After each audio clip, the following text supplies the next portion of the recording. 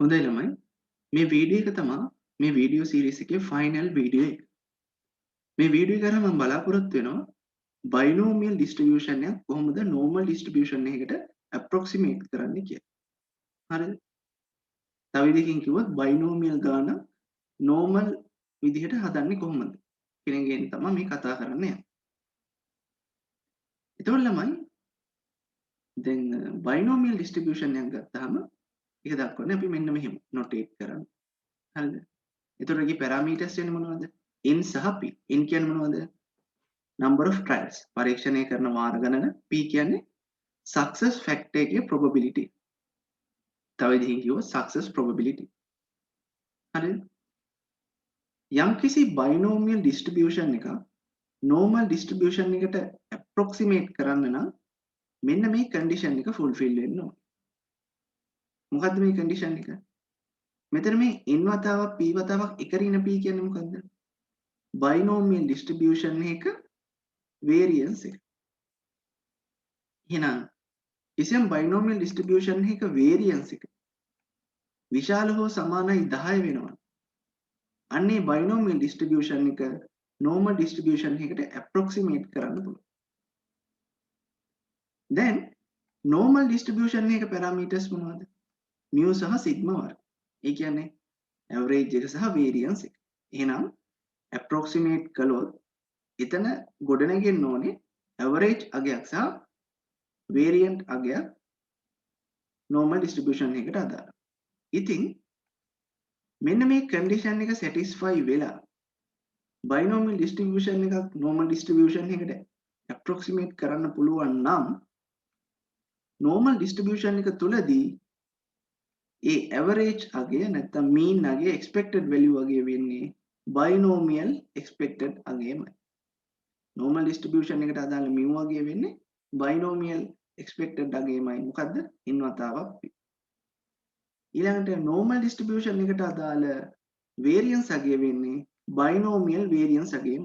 n වතාවක් p වතාවක් එක ඍණ එක මතක තියාගන්න. ආයි කියන්නම් මේ condition එක fulfill වෙනවා නම් කිසියම් binomial distribution එකකට අදාළව ඒ distribution එක normal distribution එකට approximate කරන්න පුළුවන්. ඒ බව සනාථ වුණාට පස්සේ normal distribution එක තුලදී mu සහ sigma වර්ගය අවශ්‍ය වෙනවා. mean එක සහ variance එක. normal එකේ mean එක වෙන්නේ දැන් කලින් binomial එකේ mean එකමයි. normal එකේ variance එක වෙන්නේ කලින් binomial එකේ variance එකමයි. ඒක මතක තියාගන්න. ඊට අමතරව දැන් ඔය less than greater than ඒ වගේම between වගේ මේ අවස්ථානුකූල probabilities calculate කරනකොට approximate කරපු normal distribution එකදී අපිට මෙන්න මේ corrections for continuity apply කරන්න වෙනවා. ඒ කියන්නේ දැන් binomial distribution එකකින් මෙහෙම පරාසයක් probability ගන්න දුන්නාම ඒක normal distribution එකකට approximate කරලා පරාසය හොයද්දී less than පැත්තෙන් 0.5ක් අඩු කරන්නත් more than පැත්තට 0.5ක් එකතු කරන්න. ඒ කියන්නේ lower boundary එකෙන් 0.5ක් අඩු කරන්නත් upper boundary එකට 0.5ක් එකතු කරන්න සිද්ධ වෙනවා. හරිද? ඒක තමයි මේ හැමතැනම continue වෙන්නේ. හරිද? ආයි කියන්නම් binomial distribution එකේ මෙන්න මෙහෙම අවස්ථානුකූල probabilities calculate කරන්න දුන්නාම ඒ binomial distribution එක normal distribution එකට approximate කරන්න පුළුවන් නම් normal එක හරහා නැවතත් මේ අවස්ථානුකූල probabilities calculate කරද්දී පහත සීමාවෙන් 0.5ක් අඩු කරන්න වෙනවා. උඩ සීමාවට 0.5ක් එකතු කරන්න වෙනවා. නැත්නම් කිව්වොත් lower boundary එට boundary එකෙන් 0.5ක් අඩු කරන්න වෙනවා.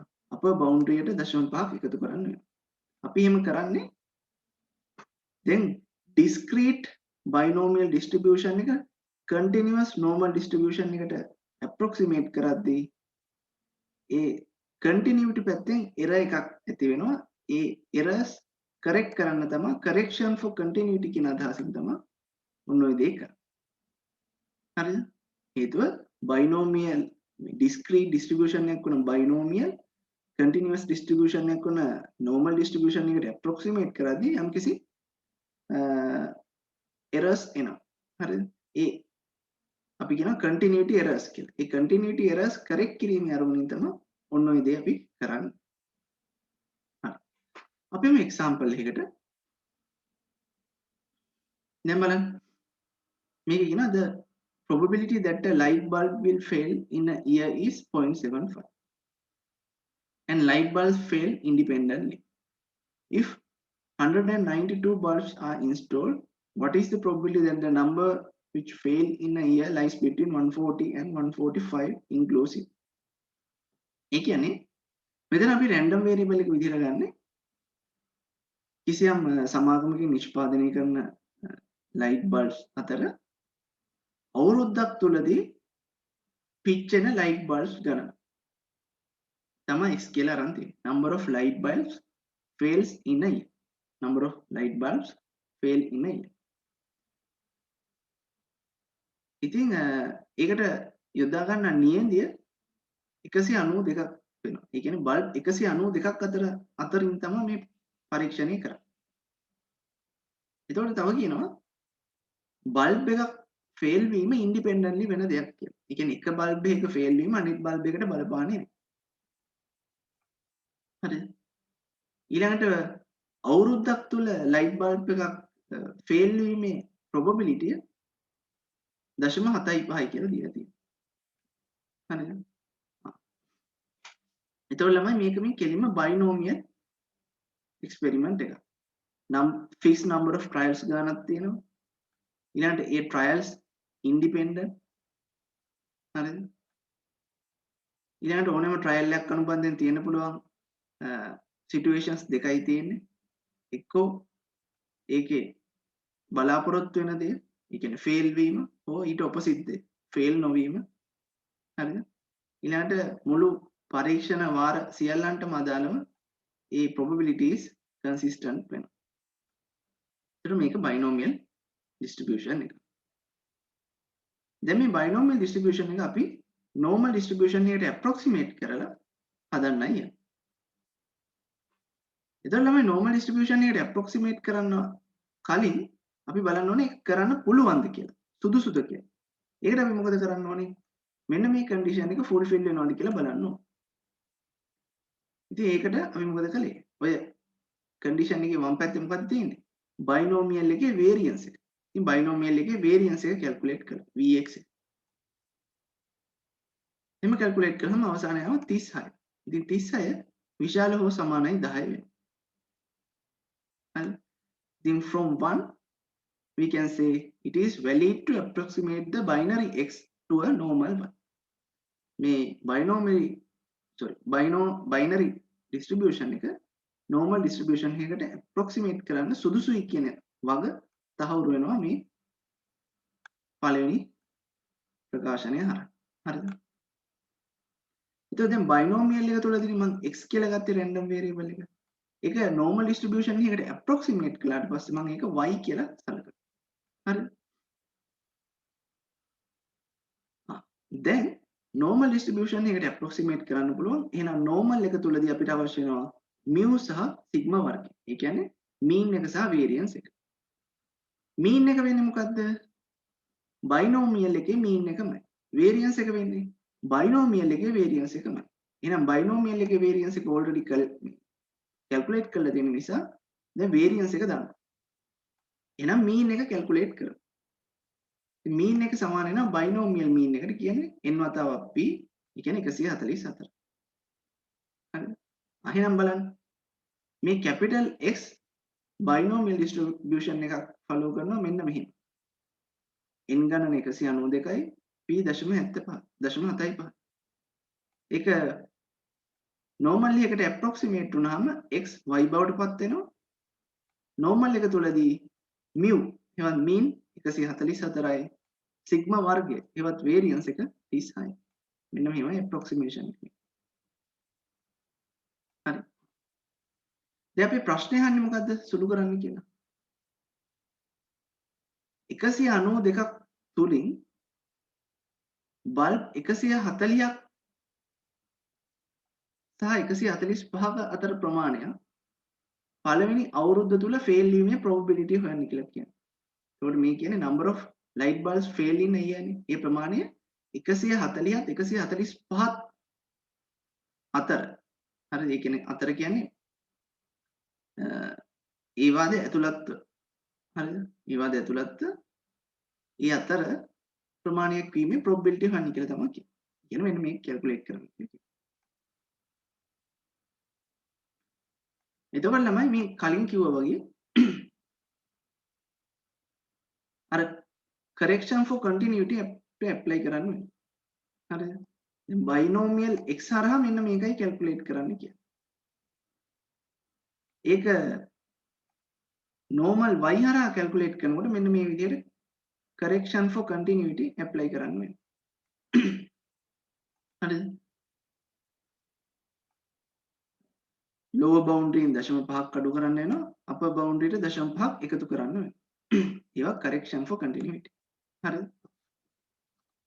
එහෙම කරලා හදාගන්න මේ y දැන් අපි solve කරන්න යන්නේ standard normal distribution එක use කරලා. දැන් මේ normal distribution එක ඉතින් අපි අර empirical rules පාවිච්චි කරලා solve කරන්න යන්නේ නැහැ.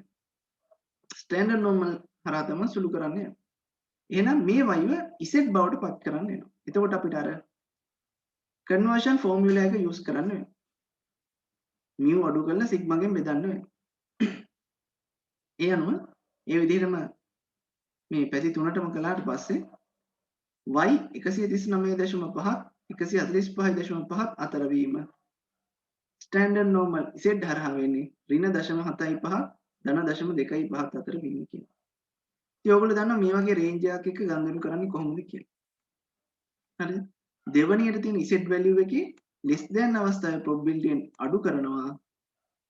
පළවෙනියට තියෙන z value එකේ less than අවස්ථාවේ probability. ඉතින් මේවා කෙලින්ම table එකකින් රීඩ් කරලා ගන්න පුළුවන්. කෙලින්ම z column එකේ 0.25 ඉස්සරහින් තියෙන probability value එක ගත්තා. z column එකේ ඍණ 0.75 ඉස්සරහින් තියෙන probability value එක ගත්තා. මේ දෙක අතර. මේ දෙක අතර අතර. ඒක 0.372. හරිද? ඔබ තමයි binomial distribution එක normal distribution එකට approximate කරලා ඒ අවස්ථානුකූල probability calculate කරන විදිහ. හරිද? එතකොට ළමයි මේ continuity corrections apply කරන්න හේතුන තව හේතුවක් කියන්නම් මම. ඒ තමයි දැන් discrete distribution එකකදී අපිට පුළුවන් exact value එකකට probability එකක් හොයන්න. ඒ කියන්නේ මේ සමාන අවස්ථාවකට probability එකක් තියෙනවා. හැබැයි continuous distribution එක particular value එකකට නැත්නම් exact value එකට probability එක calculate කරන්න බෑ. area එක size එක හොයන්න බෑ. ඒ කියන්නේ area එකක් හැදෙන්නේ බිඳුවයි කියලා ගන්න. අන්න ඒ වගේ ප්‍රශ්න තියෙනවනේ. ඔය එක්තරා තැනක් හරිද? ඒ නිසා ඔය discrete binomial එක continuous normal එකට approximate කරද්දී ඒ වගේ ප්‍රශ්න ඇති වෙන නිසා ඒවට විසඳුමක් විදිහට තමයි මේ continuity corrections අපි apply කරන්නේ. හරිද? එතකොට ළමයි අපි යන් past paper ප්‍රශ්න කීපයක් සාකච්ඡා කරන. ඇත්තටම මෙතන past papers නෙමෙයි assignment ප්‍රශ්න. හරිද? එතකොට past papers වල තාම මේ normal approximation to binomial කියන concept එක ගැන check කරලා නැහැ past paper ප්‍රශ්න වල. හැබැයි assignment ප්‍රශ්න කීපයක් තියෙනවා අපිට ඒ ගැන සාකච්ඡා කරන්න පුළුවන්. ඒතර ඉස්සෙල්ලා ළමයි මෙන්න මේක under which of the following condition can the binomial distribution මෙන්න මේ binomial distribution එක මේ ඇවිල්ලා binomial distribution එක density function එකට අදාළ සූත්‍රෙනේ. හරිද? be approximated to normal distribution. එතකොට ළමයි තව මෙන්න මේ දේත් ඉගෙන ගන්න. හරිද?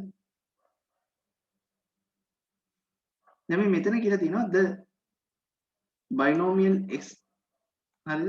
normal එකට approximate කරද්දී කියනවා binomial mean එකම normal එකේ mean එක විදිහට ගන්න පුළුවන්. binomial එකේ variance එකම normal එකේ variance එක විදිහට ගන්න පුළුවන්. ඒ වගේම කියනවා n is large. n විශාල වෙන්න ඕනේ කියලා. හරිද? එතකොට ළමයි සාමාන්‍යයෙන් විශාල පරීක්ෂණ වාර ගණනකට අදාළව පරීක්ෂණ කරද්දී තමයි අපි බයිනෝමියල් ඩිස්ට්‍රිබියුෂන් එක නැත්නම් n ගේ විශාල වෙනකොට තමයි බයිනෝමියල් ඩිස්ට්‍රිබියුෂන් එක normal distribution එකකට approximate කරන්න සුදුසු වෙන්නේ. ඒකේ අර condition එක තමයි මේක. හරිද? ඒකට හේතුව කිව්වොත් එහෙම දැන් මේ වගේ උදාහරණයක් ගන්නවා. හරිද? පරීක්ෂණ වාර ගාන 600යි. බයිනෝමියල් එක්ස්පෙරිමන්ට් එක. හරිද? පරීක්ෂණ වාර ගාන 600යි. අපිට ඕනේ අපි හිතමු x වලින් නිරූපණය කරනවා කියලා. x ගියාගේ 500ට වඩා වැඩි වීමේ probability හොයන්න කියලා. කවුරු හරි කිව්වොත් එහෙම ඒක හොයන්න වෙනවා. හරිද? ඒතර ඒ වගේ තැනකදී අපිට මොකද කරන්න වෙන්නේ? 500ට වඩා වැඩි අවස්ථාවේ probability කියන්නේ x සමානයි 500 සමාන හෝ විශාල අවස්ථාවේදී x සමානයි 500 වෙන මෙටු. එතකොට 501 වෙනකොට 502 වෙනකොට ඒ කියවම 101කම බලන්න වෙනවනේ. නේද? ඒකට අපිට මොකද්ද කරන්න වෙන්නේ? මෙන්න මේ density function එක වෙන වෙනම apply කර හරිද? අපිට හොයන්න වෙනවා. හරිද? අපිට calculate කරන්න වෙනවා. ඉතින් මේක මහා අමාරු කාර්යයක්. ඒ නිසා පරීක්ෂණ වාර ගන්න වැඩි වෙන්න binomial distribution එකේ calculation කිරීම බොහොම අපහසුයි. ඒ නිසා තමයි අපි මෙන්න මේ වගේ දෙයකට පෙළඹෙන්නේ. binomial distribution එක normal distribution එකට approximate කරලා සුළු කිරීම කරන්න පෙළඹෙන්නේ ඒක. දැන් උදාහරණයකට මේ ගානේ බලන්න. මේකේ බල්බ් 192 ගන්න. පරීක්ෂණ වාර ගන්න 192. හරි. ඒ නිසා පරීක්ෂණ වාර ගන්න ලොකු වෙන තමයි අපි මේ binomial distribution එක normal distribution එකකට approximate කරලා හදන්නේ. හරිද? ඒකේ එහෙම approximate කරන්න පුළුවන්ද බැයිද කියලා check කරන condition එක තමයි මේ. හරිද? එතකොට මේ ප්‍රශ්නේ අහන විදිහට එහෙනම් binomial distribution එක normal distribution එකට approximate කරන්න පුළුවන්. හරිද? පුළුවන් කොහොමද? The parameter n should be very large. හරිද? n කියන එක විශාල වෙන්න. හරිද? ඊළඟට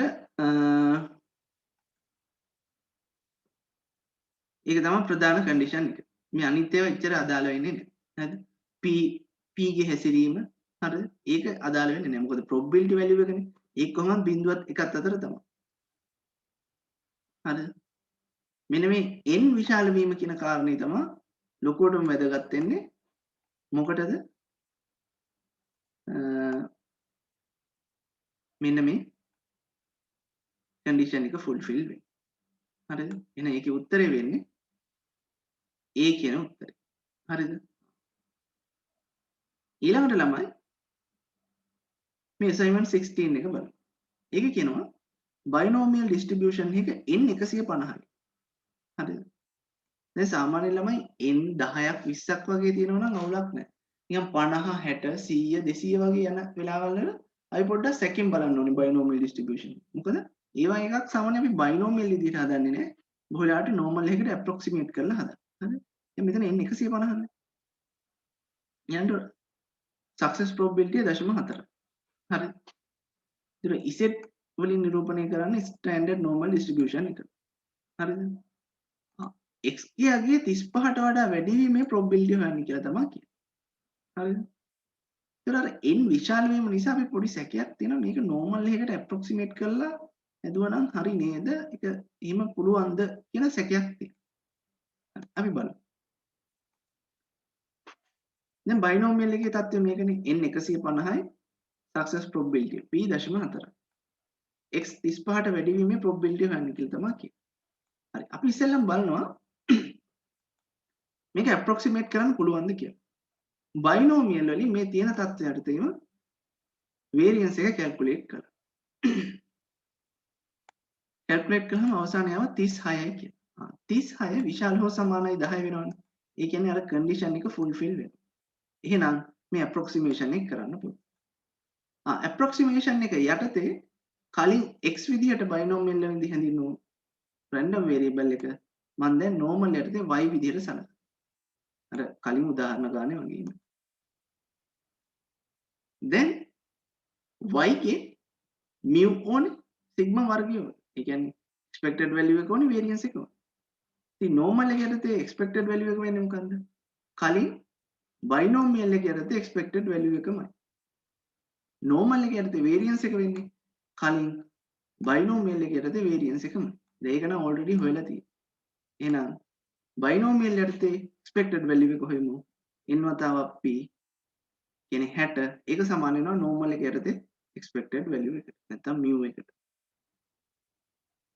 එහෙනම් binomial x ව මේ විදිහට normal y ට approximate කරන්න පුළුවන්. හරිද? දැන් අපිට හොයන්න තියෙන්නේ x 35ට වඩා වැඩි වීමේ probability එක. දැන් binomial x 35ට වඩා වැඩි වීම normal y ගෙන් සලකද්දී අපිට අර continuity error apply කරන්න වෙනවා. කියන්නේ correction for the continuity error apply කරන්න වෙනවා. එතකොට දැන් මේ විශාල ලකුණන්නේ. එහෙනම් ඉහළ සීමාවට 0.5ක් එකතු වීම තමයි වෙන්නේ. කුඩා ලකුණක් තිබ්බනම් මෙතන තියෙන්නේ පහළ සීමාව. එහෙනම් පහළ සීමාවෙන් 0.5ක් අඩු වීමයි. හරිද? මෙතන විශාල වීමන්නේ තියෙන්නේ. හරිද? මම ආයි පෙන්නන්නම් මේ.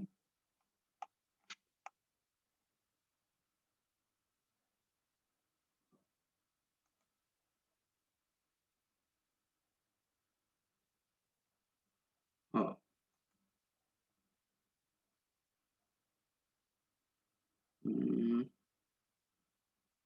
ඔව්. මෙතන පොඩි මිස්ටේක් එකක් වෙලා තියෙනවා ළමයි. හරිද? දැන් ළමයි මෙතන මේ කියන්නේ x ට වඩා වැඩි අගයන් වලට තමයි 0.5ක් එකතු වෙන්නේ. හරිද? x ට වඩා අඩු අගයන්ගෙන් 0.5ක් අඩු වෙනවා. ඒකනේ වෙන්නේ මේ. x ට කට ඇරිලා තියෙනකොට මේ පැත්තෙන් ඉන්න ඒ අගයෙන් 0.5ක් අඩු වෙනවා. හරිද? වැඩි අගයට 0.5ක් එකතු වෙනවා.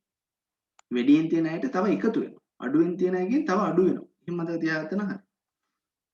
ඒතකොට ළමයි මෙතන y ට වඩා 35 අඩුයිනේ. දැන් කට ඇරිලා තියෙන y ටනේ. නේද? එහෙනම් වෙන්න ඕනේ මෙතන 0.5ක් අඩුයි. හරිද? මෙතන පොඩි මිස්ටේක් එකක් වෙලා තියෙනවා. හරිද? හරි. අපි මේ මිස්ටේක් එක නිවැරදි කරගෙන හදාගෙන යමු. එහෙනම් මෙතන 35 ඍණ 0.5 වෙන්න ඕනේ. හරිද? එහෙනම් මෙතන එන්න ඕනේ මොකද්ද? 34.5. හොඳට මතක තියාගන්න. මෙතන එන්න ඕනේ 34.5. හරිද? එතකොට ළමයි දැන් මේ y එහෙනම් x 35ට වඩා වැඩි වීම කියන එක සමාන වෙන්නේ y 34.5ට වඩා වැඩි වීමට. හරිද? ඊට පස්සේ ළමයි අර normal y ව standard normal z බවට පත් කරන්න mu අඩු කරලා sigma ගෙන් බෙදනවා. එනවා 34.5න් 60ක් අඩු වෙලා 6න් බෙදෙනවා. 34.5න් 60ක් අඩු වෙලා 36 වර්ගය 36 කියන්නේ සිග්මා වර්ගයනේ. ඒක සිග්මා කියන්නේ මේකේ ධන වර්ගමූලය 6. 6න් බෙදෙනවා. එහෙනම් මෙතන එන්නේ 34.5. එතකොට ළමයි හරි උත්තරය වෙන්නේ මෙතන මේ ප්‍රශ්නේ 34.5 ඍණ 60 බෙදීම 6 කියන්නේ 4 වෙනි උත්තරේ තමයි නිවැරදි වෙන්නේ. හරිද? මෙන්න මේක මගේ අතින් මිස්ටේක් එකක් වෙලා තියෙනවා. මෙන්න මේකයි නිවැරදිව ඇප්ලයි වෙන්න ඕනේ මෙතන. ඉතින් ඇත්තටම 0.5ක් අඩු වීමක් තමයි වෙන්නේ. ඒක 34.5 වෙනවා. 34.5 අඩු කිරීම 60 බෙදීම 6 කියන්නේ උත්තරය 4 වෙනි උත්තරය. හරිද? 4 වෙනි උත්තරේ තමයි එතකොට නිවැරදි උත්තරේ. හරි ළමයි. මේ තියරි කොටසෙන් තාම පාස් පේපර් ප්‍රශ්න අහලා නැහැ. හැබැයි අසයින්මන්ට් අතර තිබ්බ ප්‍රශ්න කීපයක් එහෙම දෙකක් තමයි මම මේ තෝරගත්තේ. මෙතනින් එහාට ප්‍රශ්න හම්බුනේ නැහැ. හරිද? ඉතින් කෝකටත් කියලා මේ පරණ සිලබස් එක යටතේ තියෙන ෆයිනල් මැක්ස් පේපර් එක නිසා මේ කොටසත් මම ඇඩ් කළා මේ වීඩියෝ සීරීස් එකට. එහෙනම් ළමයි මේ වීඩියෝ එකෙන් මේ probability සම්බන්ධ වීඩියෝ සීරීස් එක අවසන් වෙනවා. ඉතින් ඔයගොල්ලෝ හොඳට නැවතත් මුලින් ඉඳන් මේ වීඩියෝ සීරීස් එක බලලා හරිද? එක්සර්සයිසස් කරලා හරි හොඳට විභාගෙට සූදානම්. හරි මේ නෝට් එක සහ මේ සොලියුෂන් එක තියෙනවා මේ වීඩියෝ එකේ ඩිස්ක්‍රිප්ෂන් එකේ යට. හරිද?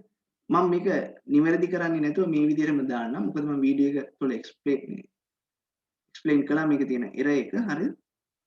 ඔයගොල්ලෝ මේ විදිහට මේ බලලා මේ වැරදි නිවැරදි කරගෙන යූස් කරන්න. හරි? එහෙනම් බොහොම ස්තුතියි මේ වීඩියෝ සීරීස් එකත් එක්ක මෙපමණ දුර රැඳිලා හිටියත්. හරි. එහෙනම් බොහොම ස්තුතියි. ජය වේවා.